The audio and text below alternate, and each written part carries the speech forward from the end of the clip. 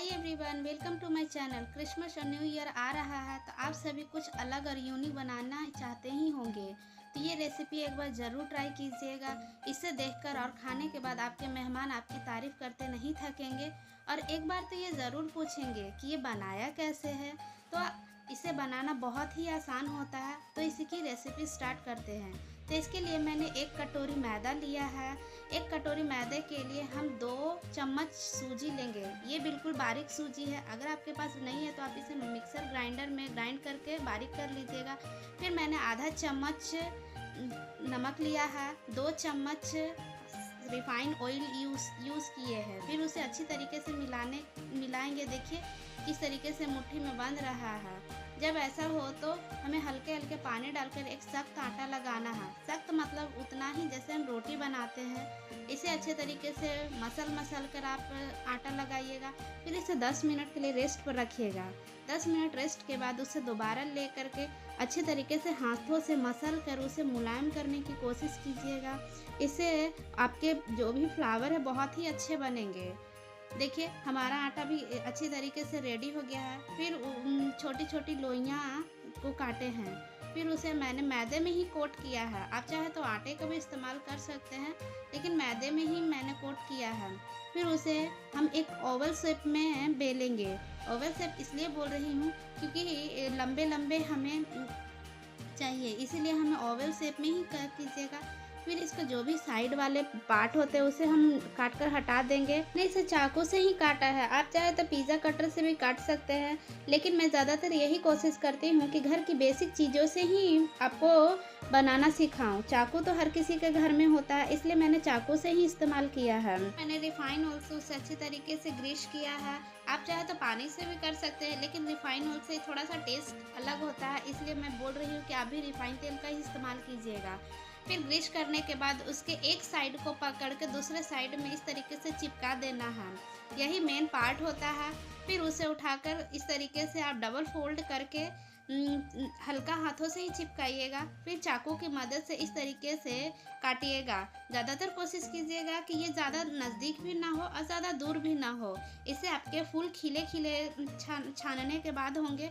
फिर उसे इस तरीके से लंबा कर लीजिएगा और फिर अपने फिंगर की मदद से इसे हल्के हाथों से इस तरीके से राउंड करते हुए अगर आप घुमाएंगे तो आपके फ्लावर जो भी है अच्छे तरीके से बनेंगे। देखिए मैंने हल्के हाथों से ही इस्तेमाल किया है, आप इसमें बिल्कुल भी घबराना नहीं है। ये हल्के हाथों से राउंड शेप करते हुए घुमाइएगा तो ये अच्छी तरीके से चिपक जाएंगे।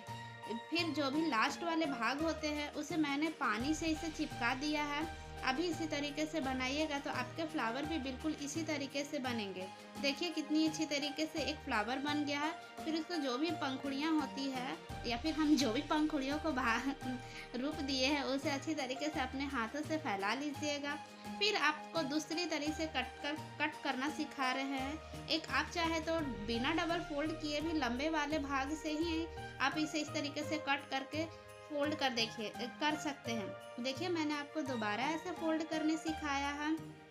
फिर उसे डबल बार भी पानी से ही ग्रीस करके इसे चिपकाइएगा। आप जितना भी फ्लावर बनाइएगा बिल्कुल इसी तरीके से प्रोसेस फॉलो कीजिएगा तो आपके फ्लावर बहुत ही अच्छे बनेंगे। मेरे सारे फ्लावर बनकर रेडी हो गए हैं। आप जितना चाहे बनाइए, अच्छे तरीके से बनेंगे और इस रेसिपी के फॉलो करते हुए बनाइएगा तो आपके बहुत अच्छे फ्लावर बनेंगे। फिर मैंने लो फ्लेम पर ही हल्का गर्म तेल में ही इसे डाला है। एक एक करके डालिएगा और इसके बिल्कुल भी हिलाइएगा नहीं। देखिएगा एक समय बाद ये खुद ही ऊपर आने लगेंगे। जब ये ऊपर आ जाए तो चम्मच की सहायता से आप इसे एक एक करके इसे पलट सकते हैं। देखिए पीछे से भी कितना अच्छा लग रहा है देखने में, पीछे से भी एक फ्लावर जैसा ही लग रहा है। फिर जब वो पीछे से हल्का ब्राउन हो जाएगा तो उसे अलट पलट के आपको सेकना है। फ्लेम को बिल्कुल भी हाई या मीडियम मत कीजिएगा, लो फ्लेम पर ही इसे सेकिएगा तो बिल्कुल खिले खिले आपके फ्लावर बनेंगे। देखिए हमारा कितना अच्छे से सारा फ्लावर खिले खिले बने हैं। आपको भी इसी तरीके से अपने फ्लावर को बनाना है। फिर इसे तेल से निकाल लेंगे। देखिए मैं आपको दिखा रही हूँ कि कितना अच्छा से एक फ्लावर बना हुआ है। एक क्या सारे फ्लावर बने हुए हैं अच्छे तरीके से। फिर दूसरा बैच भी मैंने इसी तरीके से डाला है, बिल्कुल लो फ्लेम पर हल्की गर्म तेल में। सारे फ्लावर को इसी तरीके से डालकर इसे लगाया है। जब तक हमारा दूसरा बैच फ्राई हो रहा है तब तक हम चाशनी बनाते हैं। चाशनी के लिए मैंने 1 कप पानी लिया है। 1 कप पानी के लिए एक छोटी वाली कटोरी से चीनी लेंगे। जब ये चीनी बॉईल होने लगेगा तो इसी स्टेज पर मैंने 2 हरी वाली इलायची डाली है। आप चाहे तो केसर का भी इस्तेमाल कर सकते हैं। इसे नमकीन और मीठा दोनों ही बनाया है। आप चाहे तो सिर्फ नमकीन भी बना सकते हैं और मीठा दोनों ही बना सकते हैं। दूसरा बैच भी हमारा फ्राई हो गया है। इसे हल्का डीप फ्राई ही किया है क्योंकि मुझे मीठा वाला भी बनाना है, इसलिए डीप फ्राई किए हैं। देखिए हमारा चाशनी भी रेडी हो गया है।